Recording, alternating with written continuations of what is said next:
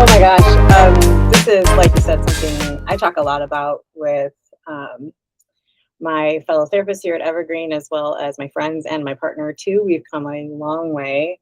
I grew up in the church 3 to 4 times a week, if sometimes more, retreats, ministry events, volunteering, all of the time and energy with my family growing up was really at church. I probably spent more time there in some ways than I did at home. So it was such a huge part and molded kind of the way I thought about a higher power or who God was. And it was a support. Oftentimes I had a lot of friends in this, and it was also supportive to my spiritual growth at times. I'm not one of those people now that thinks church is bad or is always harmful. However, I do think that there is a ton of people I talk to that feel very alienated, isolated, not welcome in church anymore, whether it's because of one or two beliefs that have shifted over the years, or because they've had a major overhaul of everything they were told is true and who God is and what it means to be a child of God, etc. Of course, religion and Christianity specifically have a huge influence on how I grew up. And I honestly, I don't hate it. I think that it absolutely gave me a framework for who I was as a person. And at the time, growing up as a teenager, I also made really fantastic mentors in the church. This was not always harmful. Now, that being said, I am a specialist in religious trauma as well. And I don't currently attend church. There's those people who care about that. And there's several reasons for that. Maybe we'll get into, we'll see. Because I think telling stories is so important about this, right? I mean, ultimately, we all have our own personal story, right? Full of pain. Sometimes we're full of just silent pain that we don't always know how to talk about. Is it okay to talk about this? Will I be judged? Right? There's a lot of that's hard to talk about. So this is, I think, our point here to try to open up some of these conversations for more understanding and feeling seen. Exactly. And I think that what's really important as we start this series is that we are not poo-pooing people having, a relationship with a higher power or God at all. No.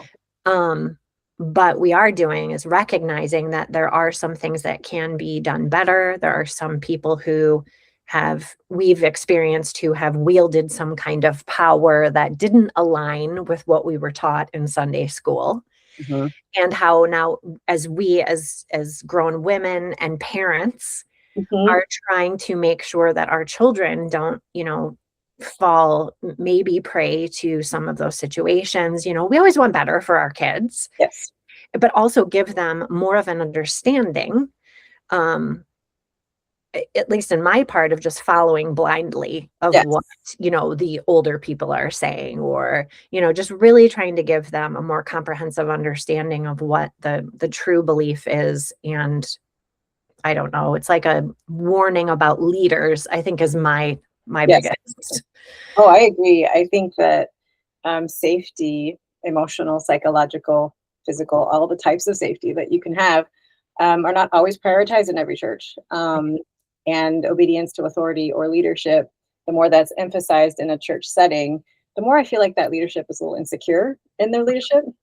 And that's generally a red flag. But it was something I just took for granted as a child. We were just taught to, and we sang songs about trusting God and with obedience and no other ways to do it, that doubt was something that it was okay, but make sure you ended up wrestling it and agreeing what we agree with about who God is and who Jesus is or whatever.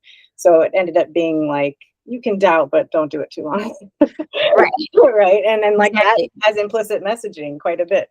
Well, and if you continue to doubt, then that's very sinful. Yeah. And now what is wrong with you?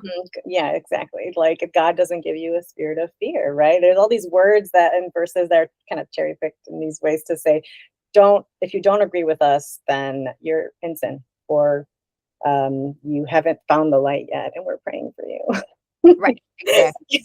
A little bit of that. So I too grew up similarly in the church, going to church more than I think I was at home. Mm. I mean, my parents were volunteers. We had a very healthy community where it was families were there and we were part of retreats and youth group and just a lot of church. And that was very much our community. Yeah. We didn't have community outside of our church family. No, we did not. Mm-mm. So I can also see, and what I'm seeing as I talk to women, is that loss of community for whatever reason is very devastating. Absolutely. Absolutely. And the feeling of being alone Hmm. or being shameful that I did something to be cast out Yes. of this community, like what did I do? Hmm. Um, which is really funny because like if we really read the Bible, like God's not casting anyone out. It's like the human beings casting people out. Yes. So, you know, at least that is what I believe, right? Mhm. Is that God is this entity that is with us all the time, and because of different leaders over the years who had agendas of Yeah. power, Yes. you know, have made these rules and you need to obey them or you're unfortunately you're going to have to leave, Yes. when that was never the message of Christ. No. No, it wasn't. And I think that we have to kind of ask ourselves, like, you know, why is that? At least that's why I always go in my neurodivergent. Like, why is it that, we have to just go along or get out? And then contrasting with those of us that sing Sunday school songs or word your songs about loving each other and loving, that being the highest calling, that's what Jesus said was the most important commandment: love your neighbor as yourself and love God with all your heart, mind, and soul. And that's the whole of the law. Like, that was not typically how I was treated, especially when I started asking questions. Um, and I would even quote Bible verses back at them. And it was like, well, no, Priscilla, that's not what the pastor is saying, and you need to submit to his leadership. And that word submission, of course, we women hear it a little bit more than the men do Mhm. at the church settings. And I often felt guilty for asking questions. And then I would go home and be like praying. I'm like, well, why do I have these doubts? Why do I, feel this way? And I am truly like afraid that God isn't pleased with me. I need to go confess some of my sin and kind of figure it out on my own. And maybe I could ask for some prayer and then it will get a little bit better. But ultimately, that didn't end up working at all for me. All the questions I had, yeah, it didn't end up always being welcomed. And in fact, it was often like, yeah, a slow ostracization, kind of isolating me slowly from friends and family too. It was like, what's going on? Oh, you're getting political, or oh, you're a little bit too much, you're asking too many questions. And no one really ever said that explicitly, because I think we're in the Midwest. So people don't Right. always say that, right? And my We're family very kind about nice, but we're not always very direct. So I was just confused. I was like, I don't understand. Or shouldn't we be like pursuing the truth? Like that's what I was taught to do. And then I looked around at, the people in charge, and there was a lot of performance of good things and behind the scenes, or people, because again, if you're there that often, like as much as we were, you kind of know how they are at home sometimes, or they are behind closed doors. And there was a lot of hypocrisy. So I started to get upset. I'm like, why is there so much hypocrisy in the church? And I started to feel more and more uncomfortable the more sermons I heard about love and acceptance, or working hard for Christ and being Christ to other people.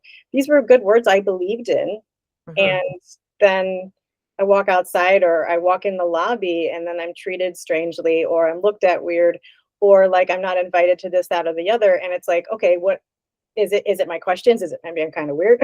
I don't know what it is, but it was ultimately, there was something that didn't allow me to be accepted for what it was. And then they started, I mean, there were people in leadership treating people in my family poorly because of their questions as well. So it was like, what do you do with that? How does that affect my faith personally? Like, I know that you've also had situations like that similar, right? Like where people are just like behind closed doors doing other things, and to Oh, you, it's like, for sure. And you know, I think that especially when you have toxic leadership mhm, or leadership that has never been questioned before, uh-huh, that you either, like you said, you either submit and continue to follow, or you are ostracized or just gently pushed out. Exactly. With a smile, and we'll pray for you. Right. Right. And similar, you're sitting in a pew on Sunday and Wednesday and Friday, and you're listening to the message of like Jesus helped, the poor. Yeah. Jesus invited people to their table. So I remember one time, just at one congregation that I was a part of, I had asked why we did not offer recovery meetings at our church, Yeah. because I had wanted to attend. I had someone in my life who had been addicted to narcotics, and I wanted to go to an R&N meeting, and it was like 45 minutes away. Oh, and so I started naturally doing research, like, why isn't there anything in this, in our area? And that person, I was actually a part of, some sort of leadership and role sure. within the church. And I posed the question to a group, a large table of other fellow leaders, and said, why do we not offer this? And it was very quiet in the room. Mhm. And one of the leaders said, well, we don't want those people here at our church. And I replied, Loud. I see, because now I was older, so I was a little bit sassier, and I said, those people, Yeah. Yes. those people Right. who are recovering Yeah. from something, and actually it wasn't even the addicts who were going to come. It was Right. friends and family Oh my of God. addicts. It wasn't even that. It Those was people like, are all lumped together apparently, and this right. who is okay to come. And and that things. was a huge Wow. eye opener for me. I Sure. was like, wow. So Christ says, open your door, have a seat at the table, Mhm. forgive, take care of people who need it. But we are going to talk about doing those things, but we won't be getting our hands Yeah, it dirty. makes us look good and feel good about ourselves when we talk about it, but Right. doing it, oof, I don't I know. don't want those people in my proximity. Mhm. Mhm. Mhm. And that is a big problem that I have, that performative nature of, well, I'm going to go serve at at a homeless shelter, Yeah. but I will not get close to those people. Yes. Or, I was talking to a homeless woman at the library, because homeless people, that's a safe place to go a lot of times when they need some shelter, and they, can just be there. And I was talking for a good 10 minutes, and I saw a woman that I had gone to church with, and I had finished talking to the woman, and the fellow church person came up to me and said, do you know her? And I said, no, we started talking, and we were chit-chatting, and she goes, well, she's homeless, so I'm going to encourage you to stay away from her. And I said, hold on. Do you think Jesus did that? Yeah. I mean, With her what would Jesus do bracelet? And here's the thing. I don't want to like knock the church or people in it, but there is a huge disparity between people who have actually like read the Bible and sure. and actually want to walk in the footsteps of Christ, and then people who just want it to be a performative, not uncomfortable situation. Yeah, everybody feels comfortable, and that means we never really bring up anything real or anybody who's suffering ever, much less follow what Jesus was saying about, yes, loving people as they are, no matter what. And he was homeless, for Christ's sake. Well, I mean, here's the thing. it's so sad. This is where a lot of my own anger is the state of the world today. Mm-hmm. And people who are claiming to be Christians, yeah, heading in a certain direction where there is abuse, death, just horrid things happening, and yet standing behind, a big rhinestone cross, yep, saying that, I'm a Christian, and I'm upholding my values. And that for me is where the anger comes in the most. absolutely. And where I just get it feels so like it's one thing to see a church leader being hypocritical, and it's another thing to see it where people that have all this power in billionaire class and all these people in government are now very much outwardly, explicitly talking about God and Christianity in ways that you just didn't see as much before. And now it's like, oh, you are doing a lot of things that are in the name of Christ and the name of someone who was very anti-war, who said those who live by the sword die by it. Sure, we don't have to read that. It's like we're going to use Christianity for our own purposes. Christian nationalism has taken this country by very slow incremental amounts until now they're just being brave enough to say it out loud. I went to a church growing up where it was very large. It was very evangelical. And we went there all the time. We were there several days a week. And they talked a lot about how Christians are persecuted in this country and how you can't pray at school. And so we would do, on, what was it, September 19th, a Wednesday, see you at the poll and pray. And it was like we were being persecuted. So we were being so brave to go to school with our Bibles and inviting our non-Christian friends to pray with us. And it was fun. I really enjoyed that. It felt really exciting and felt like we were doing God's mission. And then at church on Sunday, they invited, I remember this was so strange, a senator. I think it wasn't even an Illinois senator. It was someone, and he was talking about the need to bring Christianity into politics and how we need to have a voting block. And I'm like in high school being like, what is happening? Because of the persecution that, is here. And it could be like China tomorrow, where the Christians have churches in their basement. I mean, there was a lot of fear that I felt as a kid. And like, I was like, oh my gosh, that's so scary. We definitely better be out with our faith and talk about it to as many people as we can, because we just don't know when those rights are taken away. No idea that this was the propaganda that was being planted in the late 90s that's now here in just full effect without any even bothering to hide it anymore.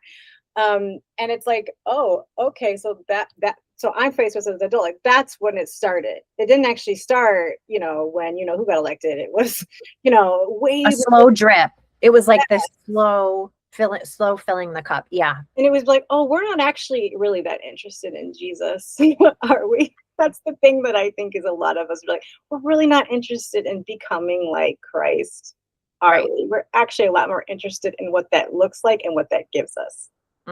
Power, control, and people thinking well of us and thinking, and honestly holding on to power, because a lot of religion and Christianity is on the decline. And I think they saw that, they meaning the powers of be, I guess, saw that it was on the decline and they had to make a different plan. And fear is such a great, powerful, effective, not great, a tool to get people to do what they want, to submit, because all I had was so much fear. And I think that was the first thing I started to doubt about my faith, was like, was I supposed to be this afraid all the time?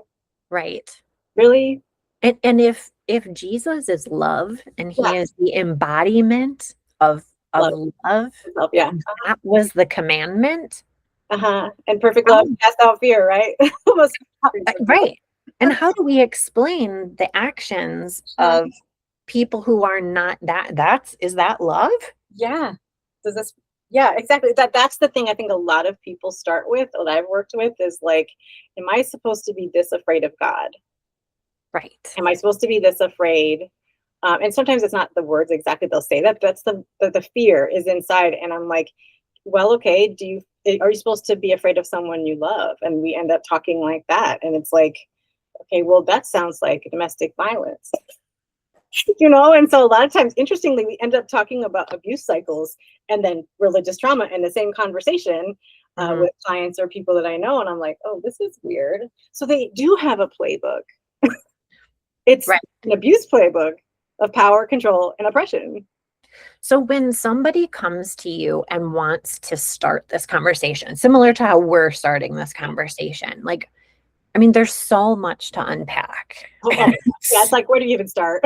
Right. And so how do you kind of divide that up into more like bite-sized conversations over time? Of course, you have, your clients are able to meet with you and sit with you, but like, how can we kind of tease this out? But also my goal is always to leave people with hope that they can educate themselves, empower themselves, and then have like tools to have a more peaceful existence. Like, that's kind of like my mantra. Like, how can I tease things out, educate myself, become more empowered, and then like just live a peaceful life, right?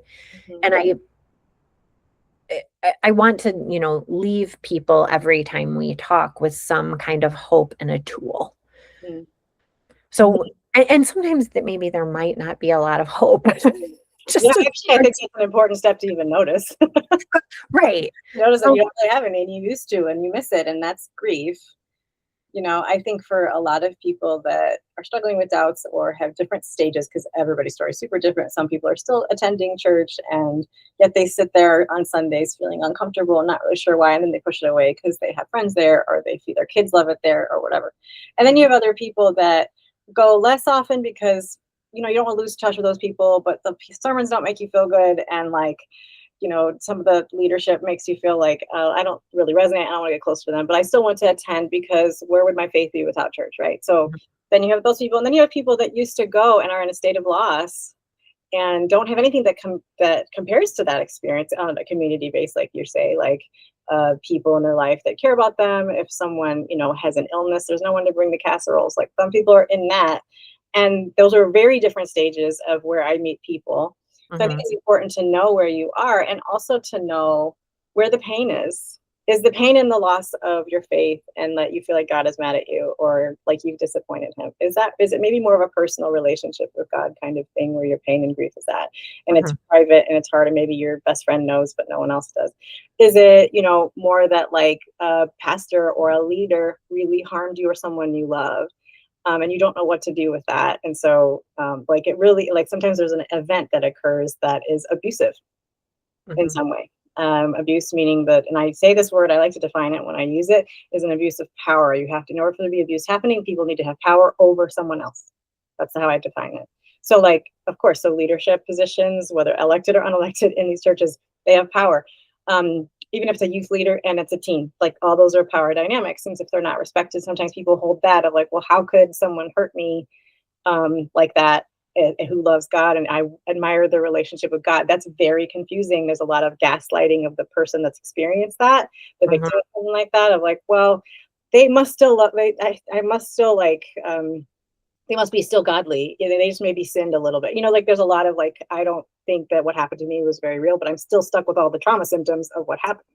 So I think it really is about honoring your story and where you're at. And then the real pain that is really there deserves to have space, and a judgment-free person, ideally a person, or if you can't start there, start with a journal.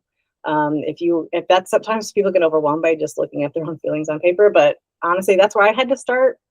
It felt too scary to say some of these things out loud that I was feeling and thinking about church and God. And so I needed to start with my journal, and then I could eventually start saying some of these things I dared to say out loud. But I do think that people have to start identifying that a lot of this is just grief. It's not what you thought it was. As a kid, as a teenager, as an adult, you thought the church was going to be safe, and it wasn't. Or you thought that God was a certain way, that he was all loving, and then people tell you that he's only loving to certain people. And that hurts, because maybe you are that person and maybe someone you love is that person. Evangelical Christianity is not kind to LGBTQ people. They are often very, very harmful to that community. There's a few churches that aren't, but in general, that's the case. And it's like, if most of us have family members, what do we do with that? Like I certainly do. And it's like, what do you do with that? So you have to honor that pain and grief process as a real loss. And I just don't think enough of us do that. We tend to think of grief and loss as like a person that dies, or maybe a divorce or something, which are certainly, those are bigger losses. But this can be just as significant, because like you said, it's often a loss of a community, or a loss of a sense of safety. And you actually don't have any place you feel safe anymore. And that is devastating on a very like existential level sometimes to people. And that's very real. I've sat with people with that too. Well, and on a level of, I have invested so many years. Yes. Yeah. Like a lifetime. Yeah, absolutely. My entire childhood and teenage years and young adult years. And oh, that's gone. Yeah. Like, what does that mean? Yeah. Yeah. Right. And sometimes it's slowly, and sometimes it is like abrupt. Yes. And that's, I mean, devastating. Devastating. Absolutely devastating. Your identity as like a person can be just so wounded with this open wound that is either private or some people might know about it, but it's like, what do you do with that? And I think that's why we're talking about this. What do you do with that pain, that wounding, whatever the type of wounding that you may have is? And I think that that is a place to start. It's not a lot of hope in that one. I think a lot of people want to skip that step, and I don't blame them. It's kind of uncomfortable. Well, because it's like that aha moment, and it's like a cringy, awful, sickening aha. Mm-hmm. Yeah. And so if you're not comfortable talking, like let's just say you're not comfortable like talking to a therapist yet, Yeah. and you want to start with a journal, like what's like a good prompt? Because as a writer, sometimes I have a hard time starting. Oh yeah, totally. So like, what is a good prompt just to guide someone in the right direction to start getting those thoughts down? Is it, I don't know. I think that's a great question. The thing that's coming to me now, and I've done this too, is write what you loved about church or about God. Start there. Don't start with the hard stuff. You can get there. I think start about, because when you're grieving someone or something, you do want to go with what that person meant to you, right? Or what that experience meant to you. And I think with church, when it starts to turn sour, we get so fixated maybe on our anger, which is totally valid, or like the anxiety of the pain, that we don't really remember. Actually, this is where I first learned that I loved music. Okay. Or this is where, I had my first best friend and we shared secrets. I don't know. Like it was a place, and I felt seen by a youth leader when I was crying in the corner. Like those things are very good and very real. And I think like throwing the baby out with the bathwater this is not it.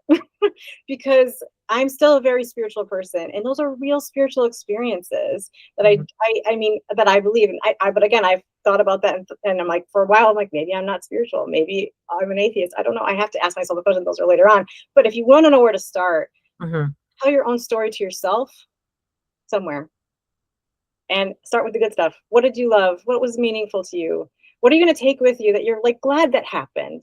You're happy that that happened to you. And that might be really hard if someone's come. I'll just say a few exceptions. People that have coming off of a very recent trauma from the church, don't do that yet. Recent trauma, no. I would say find your safe people and tell your story of what happened to you first, if you can tolerate it. And like if you're coming off of something that someone truly harmed you in some way, physical, psychologically, or otherwise, please, or spiritually abused, like in certain ways, don't start with the good stuff. But if it's been a while and you want to know where to start, and it still hurts quite a bit when you think about it, if some of that hurt is because you loved it and your faith was so important to you and it felt so real and innocent and pure, because it was. And I do want to emphasize that, because it was. Yeah. I think that humans can come in and do these things, and that's very true. And they are susceptible to all types of things like power and control and coerciveness and all of that gross stuff that comes with people that are unhealed. And so I think ultimately, I think that's a good place for people to start if they want to. I think to really go back and consider the good, because that's just as important as the hard. Absolutely. I think this is a really good jumping off point to continue this conversation, and I'm glad we're having it. So, thank you for talking about this with me and sharing a little bit more of your story, because as you said, kind of as we sat off in this conversation, like the way we can understand and connect with people is through our own stories. We can talk at people about religious trauma or bad experiences, but when you share your story, it's much more impactful. Absolutely. I mean, I can say for myself, the good of growing up in church was that I got to be a part of a community. I got to see what it was like to volunteer at a food pantry, because my church did that. As like a young person, like I have people that didn't have the food on the table that I had. I had experiences of volunteering in low-income neighborhoods, actually in middle school. And it was a crazy eye-opening experience for a little white girl who grew up in the suburbs. I was like, it was amazing. We were able to like paint their hallways because they were not well taken care of for poverty reasons. And I was not exposed to any of that as a seventh grader, for crying out loud. And it was a wonderful experience for me. I felt really connected to humanity in a way I hadn't before as a little middle schooler. I got really sick. I got a really bad case of appendicitis in seventh grade. I was in the hospital for about 2 weeks, and my youth pastor visited me like almost every day. Like he was a safe adult. He was a safe one. And he was a safe adult in my life who I was experiencing verbal abuse in my home. Okay. Which I didn't know until I was an adult, but like, that made a huge impact on me, that he was a safe person. He cared about me. And I felt that. And he's like, when you get better, me and my wife and my kids, we're going to take you out to a special restaurant. Like, and this was a giant church, by the way, of like, I don't know, 120 kids in the middle school youth group. Okay. It was large. And he worked really hard to tell me that I was special and that like God loved me. And I'm like, I'm sorry, that's awesome. I get to hold that for the rest of my life, no matter what I believe now. And I think that was an important spiritual moment for me too, to know that I was loved by someone outside my family. That's something that I get to keep. I feel good that we're, ending on the good, right? So I loved, oh gosh, I resonate so much with a lot of things that you're saying. I loved that service element also. Yes, yes, I'm sure. I loved going and like delivering a meal, or even like watching my parents. My Yeah. parents loved the service element. My mom would be making meal after meal, and she Mhm. had a very dear friend, and we were family friends, and our families would always come together. We would That's eat meals together. We would go on like camping trips together. oh, You know, youth group camping trips were always so those fun were and awesome. Yeah. funny. Yeah, some of my, my childhood friend were still friends to this day. And there were so many fun and good things that happened. And a big element of that was that service. I liked learning about other people's lives and seeing what they were doing and what they were going through. And also that they weren't scary, Yeah. right? That they were, like a kid was a kid was a kid wherever Exactly. they We're were. all kids. Yeah, there was this sense of common humanity, I think, when Yeah. we were serving that children can kind of naturally get, and the adults maybe always didn't teach that. But that was what we got from it, right? Right. Right. That, oh my gosh, this is just like another little girl just like me. And Mhm. also the music. Oh I my God. loved singing. I loved hearing instruments and Mhm. that portion of it. Like because I love singing. I love, dancing and doing all those things. And I looked forward to going to church and like singing out loud. Yeah, with other people. Right. It's a very human need. I mean, I can go my little soapbox about that one, but it's a very human need to sing and do music with other humans. I think there's a term like at concerts or at really good moving like worship events called collective effervescence. I think that's the phrase. And it's essentially that feeling we get. And if you're neurodivergent or highly sensitive, you know exactly what I'm talking about. And I know you do. It's this feeling you have in your body of like, we are now joining the same frequency, for lack of a better word. Um, we all are together. There's a sense of like nervous system kind of linking up in this Mhm. music that we're all experiencing at the same time in the same moment in time, which is a beautiful thing. It was called the Holy Spirit. I'm not going to get here and say whether it was or wasn't. What I am going to say is that that is a real experience that should not be gaslit to ourselves that that was all fake or made up. Was it sometimes manipulated to get people to give more to money at church? Yes. Was it real experience you're experiencing? Also, yes. Yes. Yeah, I agree. And I think I love the idea of starting out with the good. And I might actually just do that as my own personal exercise because I've never done that before. But I love that idea because there is a lot to be celebrated. If you have the capacity to do If you that. have the Or, capacity and it's a smart mental health move to do, and your body will tell you if it's not. okay. So wait, if you're not ready, just put the pen down. Put the pen down. I think you need more co-regulation with a human. If Okay. it's too sharp, if it's Mhm. too intense for you, I usually say the working stage for people going anything challenging is between a 4 and a 6 out of a 10. If it's over a 6 or 7 for you, that's your body saying not yet, not today. Okay. So it might need to be after you're feeling like safe and then after yoga practice or having a really good conversation with a best friend, and then you can start talking about it. But starting with the good for some of us that's been a while where it's not having that sharp edges to it, but you know that you are probably going to cry because it's like you don't, that's the grief right there. It's like talking about the good things of someone you lost or something you lost is going to bring up emotion. And don't be surprised you're not doing it wrong. You're not supposed to necessarily have happy feelings about it. It's just more of this is what you've lost.